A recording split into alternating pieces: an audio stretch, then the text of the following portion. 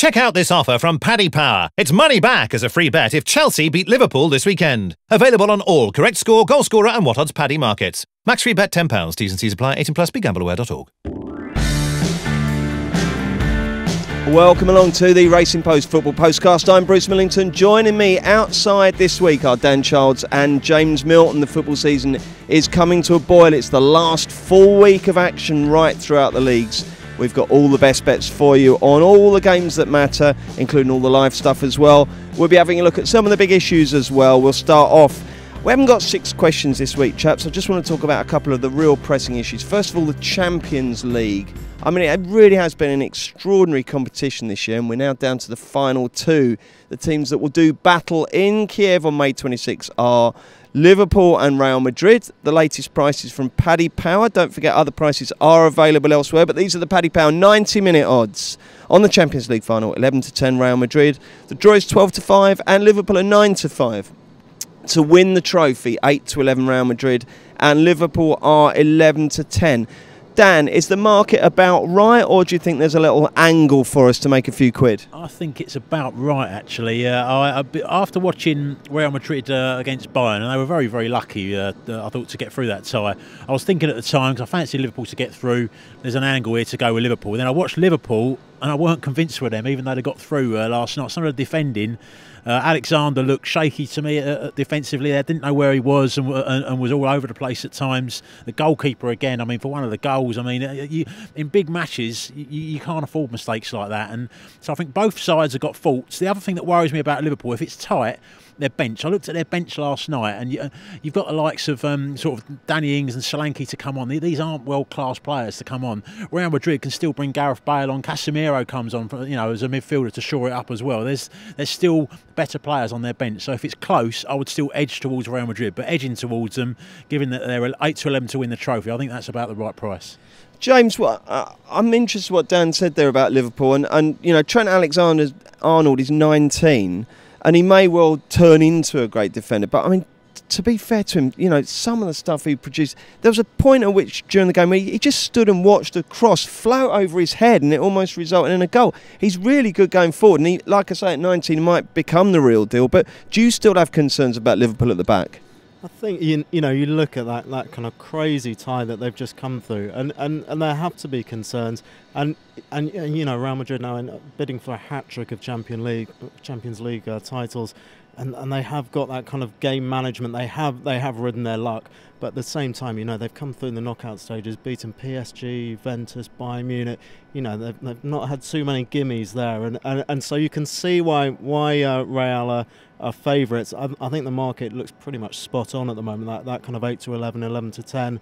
Liverpool's front three, will they be bold enough just to go for it? And as Dan mentioned, I think one angle might be kind of Real Madrid to win in extra time. Dan's mentioned the strength of their bench. They've done that before, of course, against Atletico. I think they won in extra time, and that could be the way to go when we get nearer to the final. But it's not one that we all saw coming, and all the better for that, I think. Yeah, I mean, it's going to be a terrific game. I think, Dan, maybe just, Real will have too much kind of nous for the Scousers, I was thinking. They do, you look at Ramos and Marcelo and those kind of guys, you could just see them kind of just getting it done, couldn't you? Yeah, I mean, they've kind of been criticised for being a little bit fortunate, but as has been mentioned, I mean, they've not had it easy. I mean, not in those ties, they've fallen behind as well. Fallen behind at home to PSG, come back and won that game amazingly. I mean, again, they rode their luck a bit, but they showed a lot of mental strength as well to recover. And the same away to Bayern, they go behind early on, come back and win there. I mean, that is a big result. I mean, I don't think they've ever lost a home game all season, Bayern, before that match. So they have got that mental edge and a lot of experience in the side where they just, I mean, you could see before the end of right at the end of the semi-final, it was excruciating to watch, seeing that way that, players falling over and staying down and wasting as much time as possible. But sometimes that's the difference between winning and losing. Absolutely. Okay, that's the Champions League done and dusted. Let's look at Premier League relegation now, because it is still very much alive. There's only, I think we're still betting that West Brom are given to go, even though mathematically they aren't.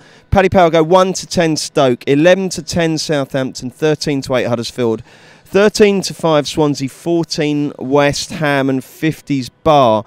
James, what's your reading of the situation down at the bottom now? I mean, Southampton's win over Bournemouth was an absolutely crucial one for them, and you just think if one of them's going to get out of that bottom three, it's going to be them. They had those 2 games against Arsenal and Chelsea where they scored twice, and you think you've got to at least get a point out of that. Lost those both 3-2. Stoke, I just think are just lacking in quality. We're gonna look at them. They're one of the live games. Looking at them, they've won 6 games all season. One of them was an absolute mugging of Arsenal. Obviously, as a biased gooner, I'm going to say that. But and 4 of them have been at home to the rest of the bottom 5. So they're just don't have the quality to compete with the vast majority of teams in there. Okay, so if West Brom and Stoke are going and Southampton aren't, who are? I mean, Huddersfield really are teetering on the brink now. I think they had that win against Watford, wasn't it? And seemed to think that was it. And now suddenly they're looking at they've got Man City this weekend. They're looking at the fixture list and they're looking at Southampton in particular. And if I was having a bet, possibly a little interest in Huddersfield there.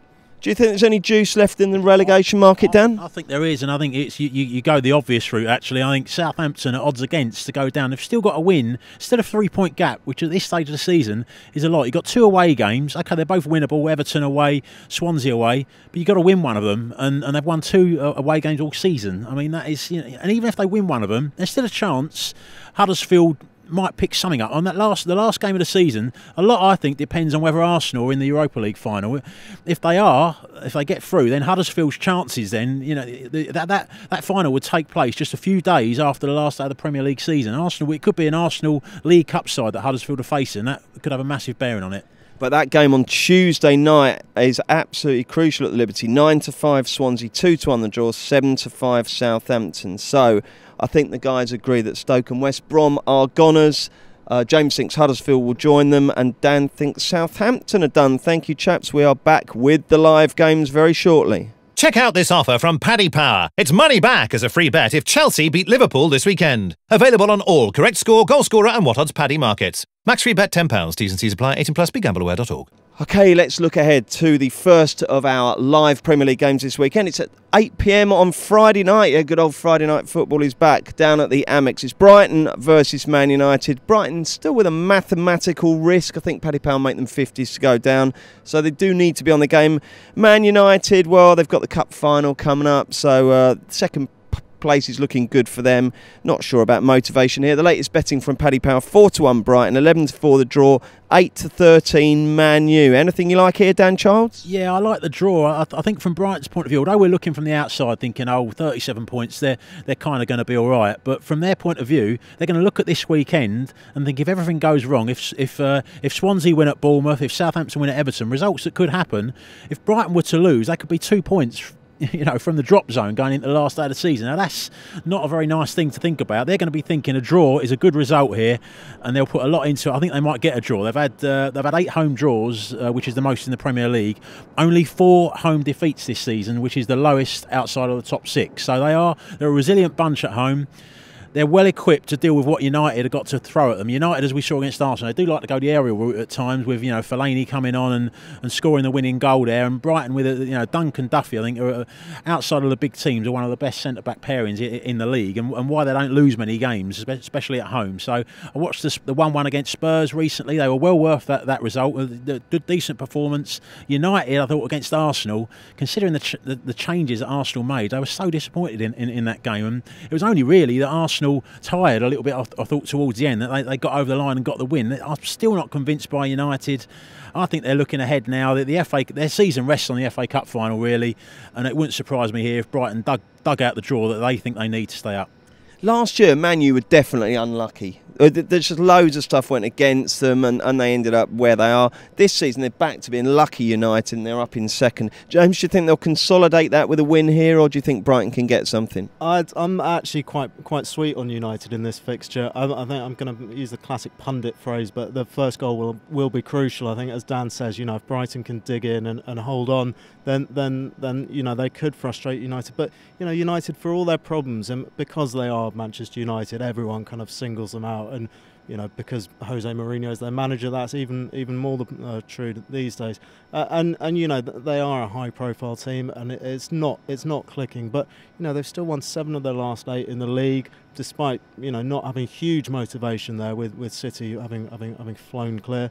That's included wins over City, that amazing comeback against Chelsea, Liverpool, then against Arsenal, obviously.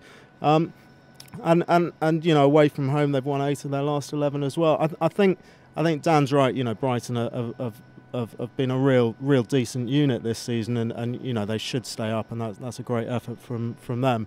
But I think United do have a few different facets to their attack. Pogba's scoring goals now. They've obviously unleashed Fellaini late on to great effect. You've also got Alexis Sanchez, Lukaku, Rashford. There are goal scorers there. Is Lukaku okay? Because he came off the other day, didn't he? I haven't seen the latest on him, but just worried about my Belgian World Cup bet. Yeah. So you're going with United, James? Yeah, I'm going for United. Yeah. Okay, the first of the 2 live games on Saturday takes place at the Bet365. It's Stoke City versus Palace. Stoke, absolute last chance, or penultimate chance saloon maybe. 6-4 to beat Palace. Palace is 7-4, and it's 23-10 the draw. What floats your boat here, Dan? Palace are my bet of the week, actually. I just can't see how Stoke. I thought you'd like that. I can't see how Stoke can be favourites to win this game. I mean, we all talk about teams that need to win. I do understand that. A lot of the time, teams that need to win do raise their game, but they've had no win in 12 games. They've needed to win for a long time now, Stoke. They're just not good enough. I mean, their goal difference is the worst in the entire league. Looking at Palace as well, I mean, what a bad time to play Palace. I mean, they've gone and stuffed Leicester 5-0 last week. Confidence is really high. I mean, they're safe. I mean, that's being factored into the prices. You can't see how they're going to go down now. But you've got people like Loftus-Cheek playing really well, playing to get into the World Cup squad as well. Zaha is on top of his game. I don't see what's not to like here about Palace. And going back to that, I mean, what they've come from, 7 defeats in the first 7 games. Since then, 16 points more than Stoke Palace have taken, and they're outsiders to win this game. Total rubbish. Do you know what? It's a good stat. Palace have lost only 1 of their last 19 games against teams that weren't in the Big 6. With that in mind, James? Yeah, I like Palace as well in this one. I mean, I've spoken earlier about Stoke's lack of quality, and obviously the market's hugely influenced by their need to get the points.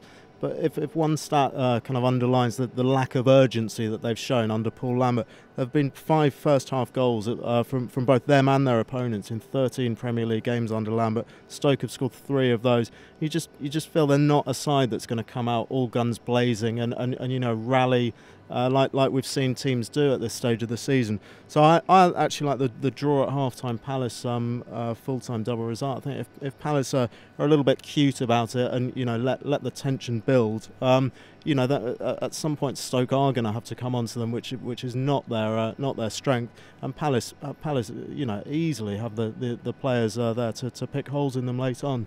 The reverse fixture was 0-0 at half-time, as most Stoke games are, and Palace won 2-1 with a late winner from Sacco. So, I can see a similar story here. Jolly good. The 5:30 game is at Goodison. It's 15-8 Everton, 6-4 Southampton, 11-5 the draw again.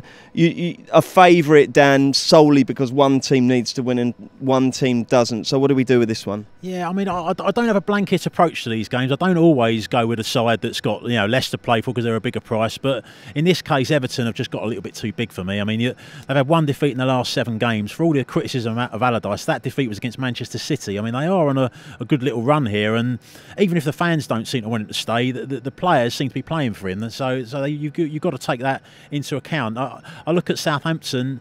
I mean, they've had, I think, 1 win in the last 15 away from home. So, I mean, and all of a sudden they're favourites to win at Everton. Everton's home record is the best outside the Big 6. They have won 10 Premier League home games this season. So, I'm not a lover of Everton's football, and I don't think they're a wonderful side. But, as the outsiders to win this game, I don't think you can ignore that, and I'd be with the Everton win. Would you go straight up or with a little draw no bet insurance? No, I'll go straight up, I think, because, I mean, Southampton are going to go into this, similar to as James was mentioning about the Stoke situation, they're going to think they need a win from somewhere. They'll push for the win, and that could open up the spaces for Everton.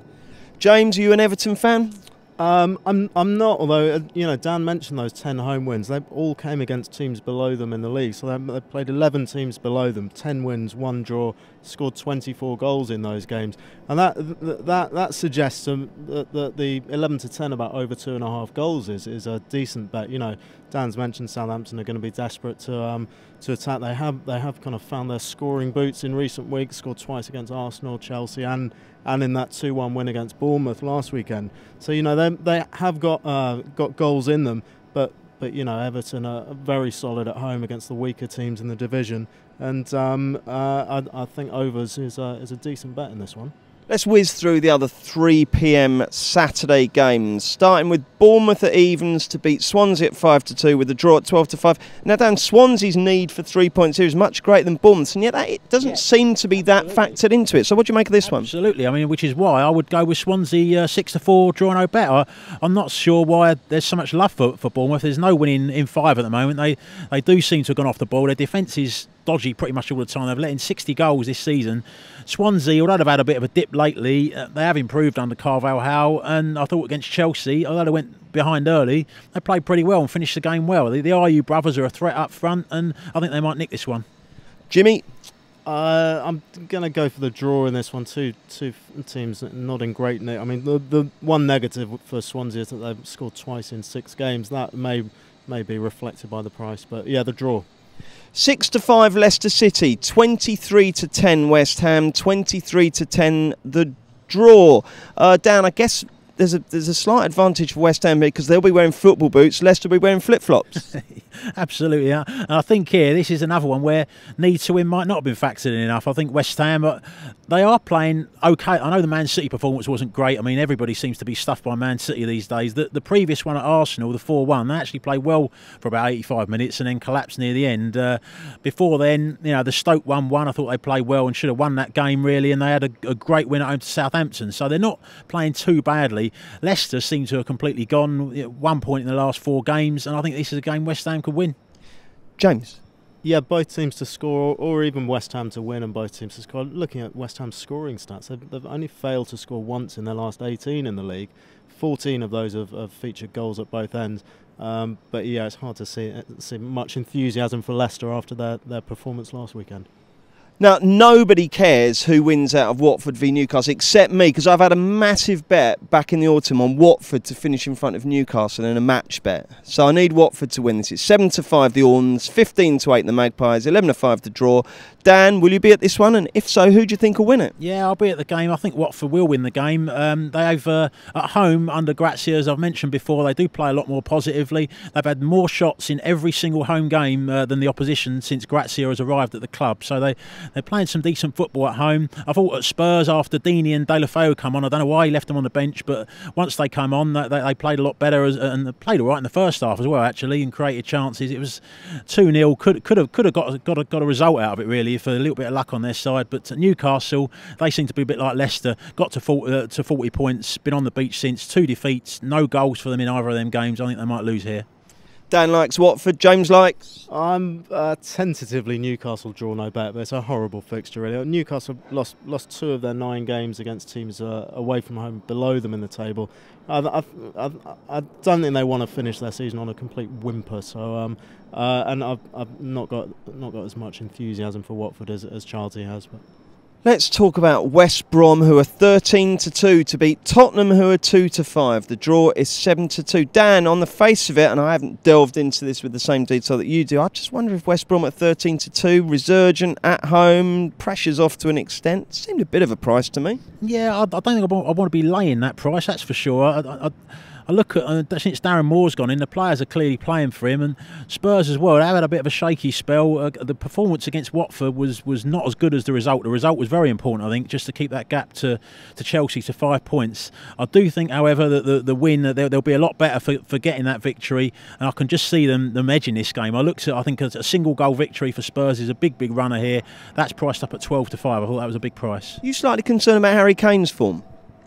I think I don't know if they brought him back too early. I think he's probably come back too early because he's so desperate to win this golden boot. I think, I think given a bit more time, I think his sharpness will come back, but he's probably come back a bit too soon from the injury. James, what's your view on this one? I think Dele Alli's a nice each-way first scorer bet here. He's got 5 in his last 7 for Spurs, opened the scoring in his last 2 games, and he's the one for me. Obviously, in-form West Brom, which is a phrase we've probably never used this season on the podcast. What's that new dance Dele Alli's doing? Do you know? It's called like, is it the Fortnite or something? Bruce, I don't know about these things. I'm told it's something that I think it's called Fortnite. Producer Jack, have you heard of it? No? I'm more down with the kids than you. Okay, let's get the naps. This will not be beaten. James Milton.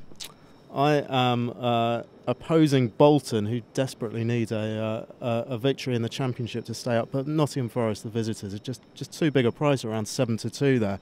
And Forest have won 2 of their last 4 games.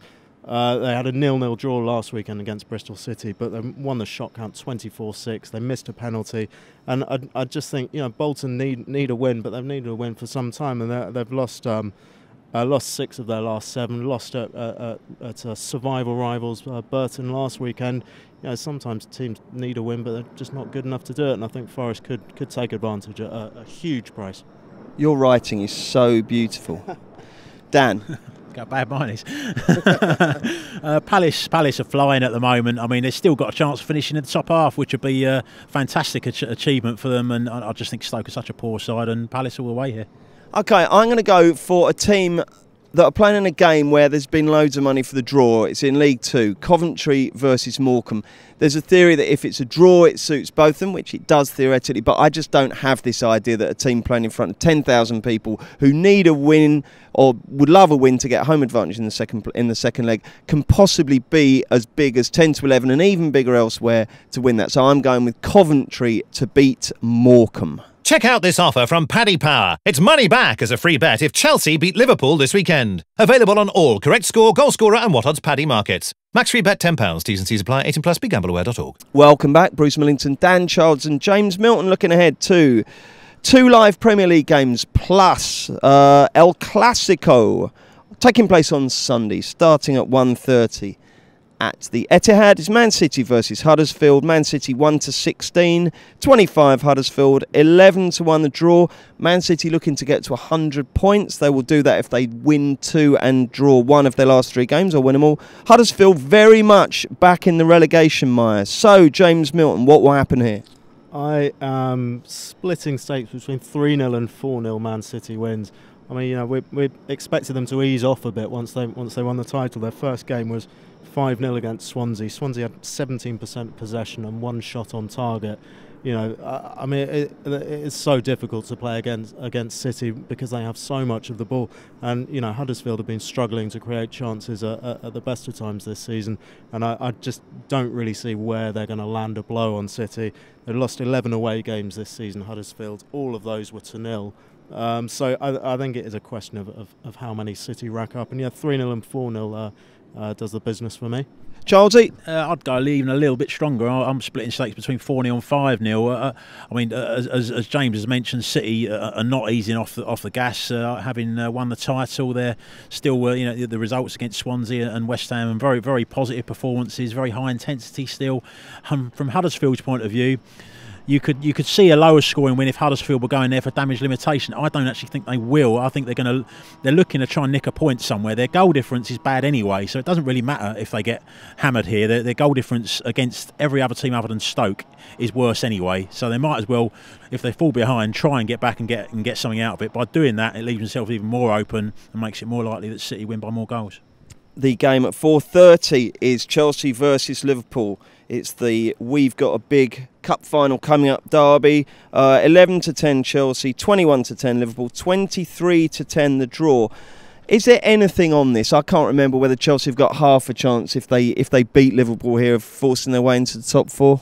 They've got a chance, haven't they? Is it 5 points now, the gap down? Or A bit on it, really. I mean, there's 6 points, but Chelsea have got a game in hand, so you know, you can look at it because Liverpool got the game up against Brighton at home on the final day, but at the end of the day, if Chelsea win the next 2 games, they go in level on points with Liverpool for the final day, which Liverpool are not going to want, are they? Ooh, so there is some motivation here. With that in mind, James? With that in mind, I'm going for the draw. I mean, a lot of Chelsea's games against the Big Six have been tight this season. Drawn twice with Arsenal, drew at Anfield 1-1, lost 1-0 at home and away to City.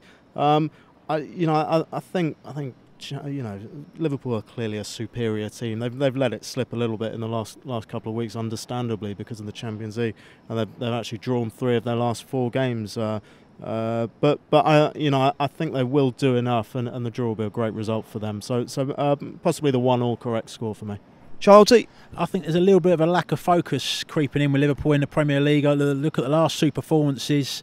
I know it's dictated by the Champions League taking all importance, but you look at the Stoke performance, the 0-0, the West Brom when they really just switched off and drawn 2-2 at the end of the game.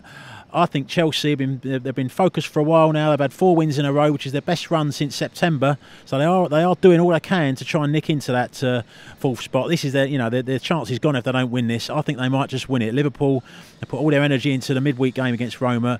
I'm not sure they'll be fully focused on this. I think Chelsea might nick it.